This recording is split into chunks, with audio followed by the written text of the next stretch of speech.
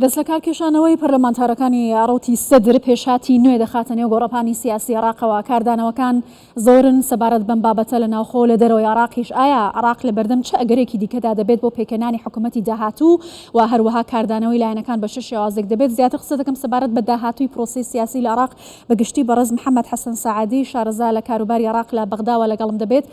بەڕێز محەممەد حەسەن ئەم کاتت باش ئەمەوێ لە جەنابەت بپرسم دوای دەست لە کارکێشانەوەی پەرلەمانتارەکانی ڕوتی سەدر چه ئەگەرێک دەکەوێتە بەردەم پرۆسەی سیاسی داهاتووی عێراقەوە؟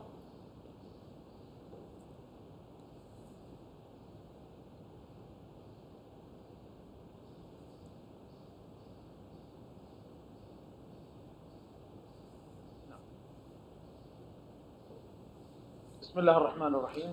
بەناوی خوا سڵاوی تایبەت بۆ ئێوە و بینەرانتان لە ڕاستیدا بابەتی دەستە کارکێشانەوەی ئەندامانی کوتلەی سەدری ئەمە شتێکی چاڕوان کراو بوو هەروەها هێزە سیاسیەکان بە تایبەتی هێزە شیعەکان باش ئاگاداری ئەم هەنگاوەی سەدر بوون بەڵام بە تایبەت دوای کۆبوونەوەی مختار سەدر لەگەڵ هادی عامری ئەم شتانیان بە تەواوی باس کردبوو باسییان لەم هەنگاوی سەدر کردبوو ئەندامانی کوتلەی سەدری خۆیان باسییان لە دەست لە کارکێشانەوەی بە کۆمەڵ دەکرد لە ڕاستیدا ئەم دەست لە کارکێشانەوەیە تاوکو ئێستا بە تەواوی یەکلانە بۆتەوە چونکە دەست لە کارکێشانەوەی ئەندامانی ئەنجومەنی نوێنەران پێویستی بە ڕەزامەندی ئەنجومەنی دیوانی گشتی پەرلەمان هەیە ئێستا لە پشووی تەشریعی خۆیدایە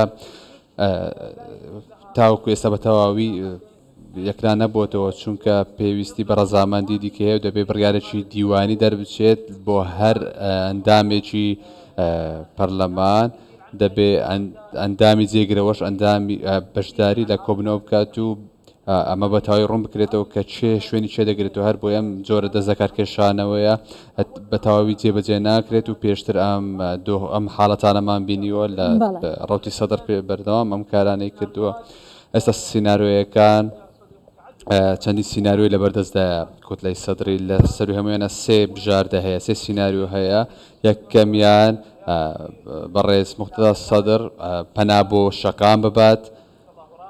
خۆپیشاندان بکات پێشتریش ئەم کارەی کردووە و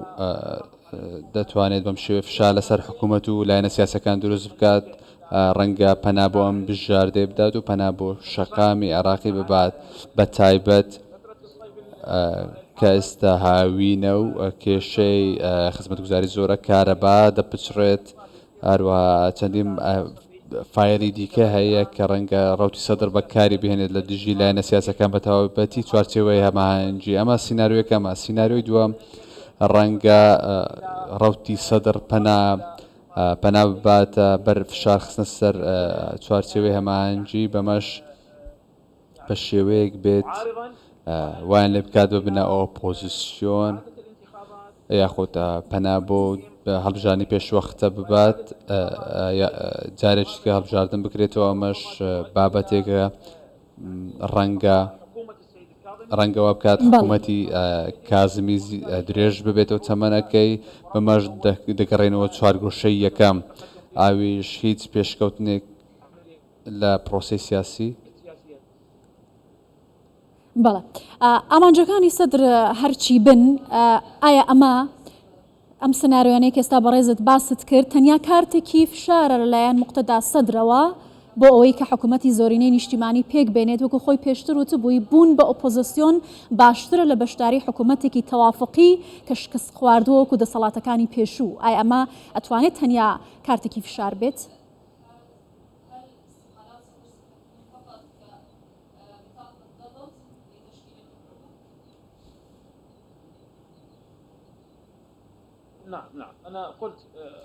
بەڵێ من پێشتر باسم کرد ئەمە یەکێکە لە ئامرازەکان بۆ فشارخستنە سەر چوارچێوەی هەماهەنگی یاخۆت بژاردەی پێکەنانی حکوومەتی زۆری نەبوو کە ئەو سیاستەیە موختەدا سەدر پەیڕاوی دەکات یاخۆت بە شێوەیەک بێت فشار لەسەر لە چوارچێوەی هەماهەنگی بکات وایان لێ بکات کە بچەند ژێرباری قسەکانی موختەدا سەدر سینناریۆەکان جیاوازن لە سەر و هەمووانە فشارخستنە سەر چوارچێوەی هەماهەنگە بۆ ئەوەی بە تەواوی مەرجەکانی بەڕێز سەدر ڕازی بن بەمەش عراق ینی لە بەردەم ئەو بژاردەی دەبێت کە زیاترین یا دەبێت زۆرینەی حکوومەتێکی زۆرینەی نیشتمانی پێک بێنێت یاخود دەست لە کار بکێشتنەوە پێم وایە چوارچێوەی هەماهەنگی دەبێت ئەم بە ژیرانە مامەڵ لەگەڵ ئەم دۆخە بکات و دەرگای گفتوگۆکان بکاتەوە بە جددی لەگەڵ ڕەوتی سەدر بچنە گفتوگۆکردنەوە وایان لێ بکەن ڕازیان بکەن جارێکە گفتوگۆ دەست پێ بکەنەوە یاخود ئەوانیش بە هەماشەوە بچن دەستەکار پێشنەوە هەڵبژارنی پێشوەختە ڕێک بخرێتەوە لە عراق ئەمە هەوڵێکە بۆ هێورکردنەوەی شەقامی عراقی پێش ئێستاش باسم کرد کە یەکێک لە سینناریۆیەکان پەنابردنی ڕەوتی سەدرە بۆ شەقامی عراقی بۆ ئەوەی ڕایگەشتی بجوڵێنێت. بەڵێ بەڕێزت پێتان وایە ئەمە هەڵوێستە توندانەی سەدر گەڕێتەوە بۆ کێشەکانی لەگەڵ نووری مالکی وەکو کەسانی نزیک لە سەدریش باسییان کردووە سەدر ئەیاد علاوی نییە وەکو ئاماژەیەک بە هەڵبژاردنەکانی 2002 و دوایەوەی کە علاوی لە بەرامبەر مالکیدا شکستی هێنا ئایا ئەمە کاردانەوە ڕەتفعلی سەدرە بەم پێشهاتانە؟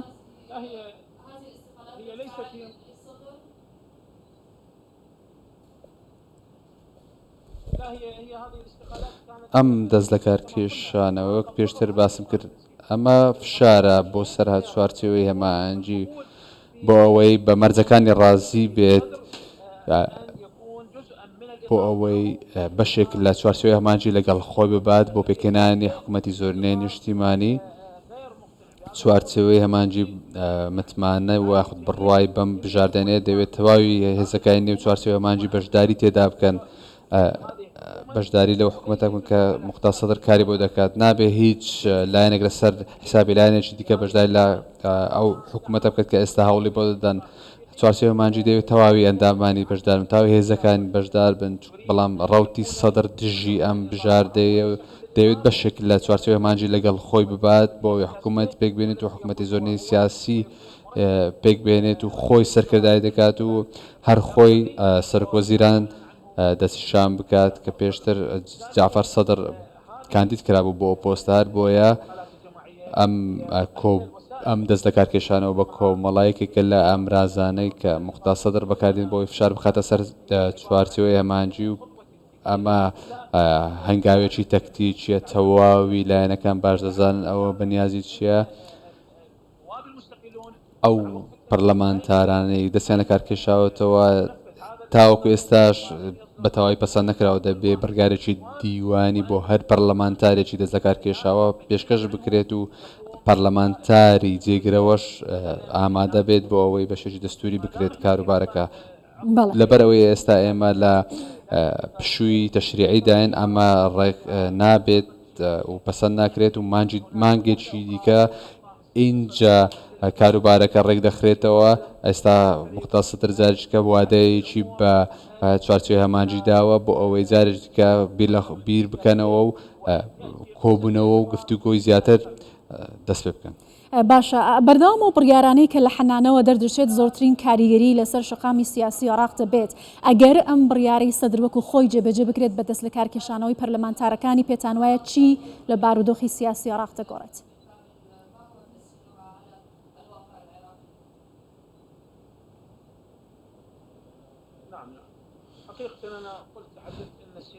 بەڵێ سینناریۆ یەکەم پێشتر باسم کردووە پەنابردنە بۆ شەقامی عراقی هەر کاتێک پەنا بۆ ئەم بژاردەیە دەبدرێت ئەمە بژاردێکی بەهێزە دەستە کارکێشانەوەی پەرلەمانتارانی کوتلەی سەدری دەبێت هەنگاوێکی بەهێزتری بە دوای خۆدا بێنێت چونکە جوڵاندنی ڕایگشتی یەکێکە لە بژاردە بەهێزەکانی